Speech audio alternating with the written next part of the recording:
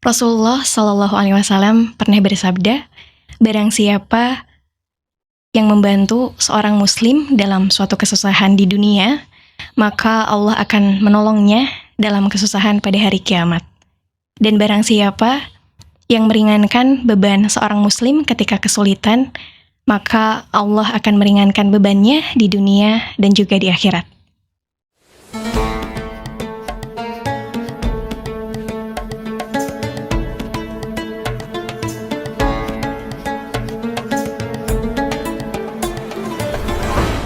Assalamualaikum warahmatullahi wabarakatuh. Halo teman-teman semua, alhamdulillahirrahmanirrahim. Pada hari ini kita dapat bertemu kembali dalam acara Ramadan Berkilau. Semoga teman-teman semua dalam keadaan sehat walafiat dalam lindungan Allah Subhanahu wa Ta'ala. Ada salah satu kisah tentang seorang hamba Allah. Beliau bernama Zulkarnain, seorang raja yang soleh, adil, serta bijaksana. Allah Subhanahu wa Ta'ala menceritakan kisahnya pada Quran Surat Al-Kahfi ayat 83 sampai 101. Diceritakan Zulkarnain adalah seorang pengembara, seorang traveler ya kalau hari ini. Zulkarnain diceritakan pergi ke tempat terbenamnya matahari.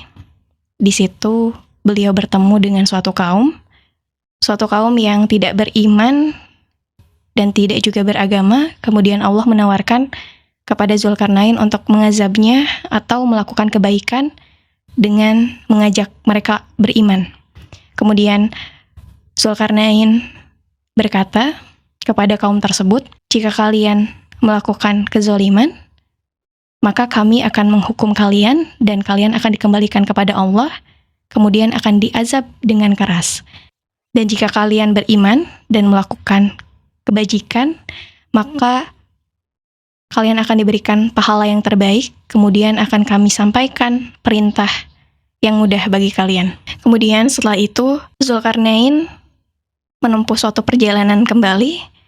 Beliau sampai di tempat terbitnya matahari di sebelah timur. Kalau tadi dari barat, beliau sekarang berjalan menuju timur dan bertemu suatu kaum. Tapi di ayat tersebut tidak terlalu dijelaskan secara mendetail. Kaum tersebut diceritakan bahwa kaum tersebut disinari matahari secara langsung tanpa ada pelindung. Kemudian Zulkarnain melanjutkan perjalanannya dan sampailah di sebuah tempat Baina al-Saddain atau di tengah dua gunung yang tingginya sama rata. Di belakang gunung tersebut ada suatu kaum yang tinggal dengan ketakutan serta terancam karena mereka hidup bersamaan dengan sebuah kaum perusak yang bernama Ya'juj dan Ma'juj. Kemudian kaum tersebut meminta pertolongan kepada Zulkarnain untuk membangunkan sebuah penghalang dan akan memberikannya sebuah imbalan. Tapi kemudian Zulkarnain berkata, "Hadza rahmatum mir rabbi." Apa yang telah dianugerahkan Tuhanku kepadaku lebih baik dari imbalanmu. Kemudian Zulkarnain membantu kaum tersebut. Atas izin Allah, Zulkarnain berhasil membangun sebuah dinding penghalang bagi kaum Ya'juj Ma'juj tersebut, dan Allah izinkan benteng tersebut kokoh sampai waktu yang ditentukan, yang nantinya sebelum kiamat benteng tersebut akan hancur dan kemudian Ya'juj dan Ma'juj akan kembali hidup bersama manusia lainnya.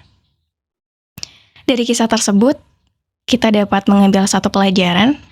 Ketika kita melakukan kebaikan dengan menolong seseorang, kita hanya mengharapkan balasan dari Allah semata, seperti halnya Zulkarnain.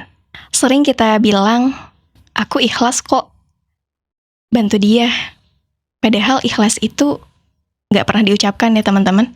Kalau misalkan kita masih mengucapkan ikhlas, itu artinya kita belum ikhlas.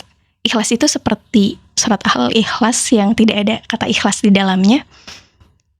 Jadi pernah nggak sih misalkan kita membantu kakak kita, adik kita misalkan, atau teman kita atau sahabat kita yang benar-benar kita tuh pengen nolong aja.